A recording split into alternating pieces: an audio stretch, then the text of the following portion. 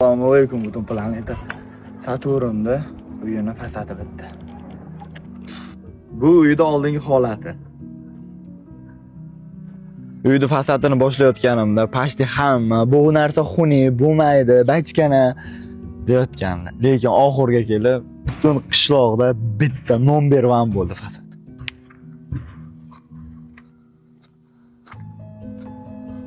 Uyga kirishdan oldin musor-pusurlarga e'tibor bermaysizlar. Remont hali davom etyapti.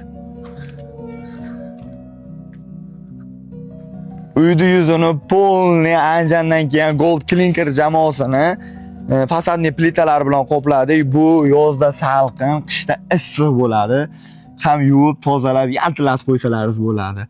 Shilankalardagi suvlar bilan xudo xolasa inshaalloh.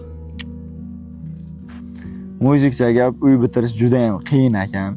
Juda ham ko'p xarajat ketgan. Lekin xudo xolasa inshaalloh bor kuchim bilan harakat qilaman. Ayam uyga kirganda quvonch ko'z yoshlari bilan uyni qabul qiladigan darajada qilib remont qilaman. Chunki bizning birinchi uyimiz oddiy loytom, qishloqda oddiy uyi.